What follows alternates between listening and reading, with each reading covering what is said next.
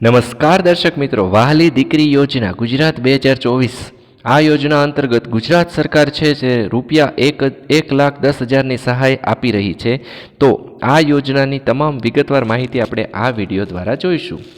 તો દર્શક મિત્રો, વહાલી દીકરી યોજના અંતર્ગત ગુજરાત સરકાર રૂપિયા 1,10,000ની સહાય આપી રહી છે। જો તમે પણ આ યોજનાનો લાભ લેવા માંગો છો તો આજનો આ લેખ તમારા માટે જ છે, કારણ કે આ લેખમાં આપણે વહાલી દીકરી યોજનાની સંપૂર્ણ માહિતી, જેવી કે યોજના શું છે, તેનો ઉદ્દેશ્ય શું છે, કેટલી સહાય આપવામાં આવે છે, કોણ અરજી કરી શકે છે, જરૂરી ડોક્યુમેન્ટ ક્યાં છે, તેની સંપૂર્ણ માહિતી જાણીશું। તો આ લેખને દરેક લોકો અંત સુધી જોજો।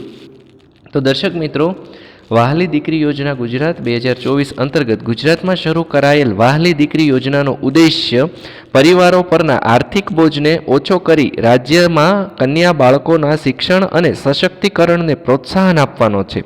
છોકરીના જીવનના નિર્ણાયક તબક્કે નાણાકીય સહાય પૂરી પાડીને આ યોજના લિંગ સમાનતાને પ્રોત્સાહન આપવા અને સ્ત્રી તથા પુરુષ વચ્ચેના ભેદભાવને ઘટાડવાનો પ્રયાસ કરે છે। તો આ યોજનાનો ઉદ્દેશ્ય સરકાર દ્વારા આવો છે। તો દર્શક મિત્રો, વહાલી દીકરી યોજના અંતર્ગત કેવો લાભ મળવા પાત્ર છે? તો કે આ યોજના હેઠળ 1 કે 2 છોકરી જેને હોય તેના પરિવારને લાભ માટે યોગ્યતા ધરાવે છે। આ યોજના 3 તબક્કામાં નાણાકીય સહાય પૂરી પાડે છે। એક તો રૂપિયા 4,000ની સહાય મળે છે, જ્યારે છોકરી પહેલા ધોરણની અંદર દાખલ થાય છે ત્યારે તે આપવામાં આવે છે। ત્યાર પછી ધોરણ 9ની અંદર 6,000 રૂપિયાની સહાય મળે છે, અને ત્યાર પછી નોંધપાત્ર રકમ એટલે કે રૂપિયા 1,00,000 જે છે તે જ્યારે છોકરી ઉચ્ચ શિક્ષણ મેળવે છે ત્યારે તેને મળવા પાત્ર છે, અથવા લગ્ન કરે છે ત્યારે તેને મળવા પાત્ર આપવામાં આવતું હોય છે। તો કે આ રીતે 1,10,000ની સહાય મળે છે। હવે વહાલી દીકરી યોજનાનો લાભ લેવા માટેની લાયકાત શું છે?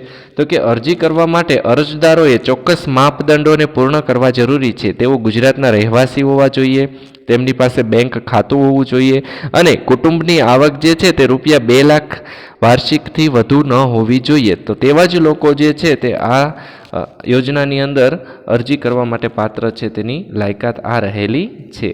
તો દર્શક મિત્રો, વહાલી દીકરી યોજના અરજી પ્રક્રિયા કેવી રહેશે અને તેમાં જરૂરી ડોક્યુમેન્ટ શું રહેશે? તો કે આ યોજનામાં એક એપ્લિકેશન પ્રક્રિયા મુખ્યત્વે ઓફલાઈન રહેતી હોય છે।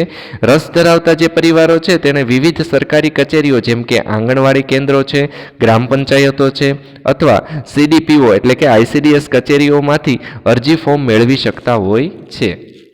હવે ફોર્મ ભર્યા પછી અને આધાર કાર્ડ, આવકનું પ્રમાણપત્ર, બાળકના જન્મનું પ્રમાણપત્ર વગેરે સહિતના જરૂરી દસ્તાવેજો જોડ્યા પછી અરજદારોએ સંબંધિત કચેરીમાં અરજી સબમિટ કરવી આવશ્યક છે। ત્યારબાદ દસ્તાવેજોની ચકાસણી કરવામાં આવે છે અને લાભ મેળવવા યોગ્ય અરજદારોને તથા લાભાર્થીઓને SMS દ્વારા જાણ કરવામાં આવતી હોય છે। એકવાર અરજી મંજૂર થયા પછી નાણાકીય સહાય સીધી લાભાર્થીના બેંક ખાતામાં જમા કરવામાં આવતી હોય છે। તદુપરાંત જોઈએ કે આ યોજના અંતર્ગત આ યોજના માત્ર નાણાકીય સહાય પૂરી પાડતી નથી, પરંતુ તેનો ઉદ્દેશ્ય કન્યા બાળકોના જન્મ પ્રત્યેના સામાજિક વલણને બદલવા, લિંગ ભેદભાવ સામે લડવાનો અને તેમના સર્વાંગી કલ્યાણને પ્રોત્સાહન આપવાનો છે। કન્યાઓના શિક્ષણ અને સુખાકારીમાં રોકાણ કરીને વહાલી દીકરી યોજના ગુજરાતમાં વધુ સમાન અને સશક્ત સમાજનું નિર્માણ કરવાનો પ્રયાસ કરે છે। આશા છે કે તમને અમારો આ લેખ ખૂબ જ માહિતીથી ભરપૂર લાગ્યો હોય છે। જેમને ત્યાં દીકરી છે તેમના સુધી આ લેખ જરૂરથી પહોંચાડજો। તો દર્શક મિત્રો, આપને અમારો આ વિડીયો પસંદ આવે તો અમારી આ ચેનલને લાઇક, સબસ્ક્રાઇબ અને શેર કરવા વિનંતી। ધન્યવાદ, આભાર।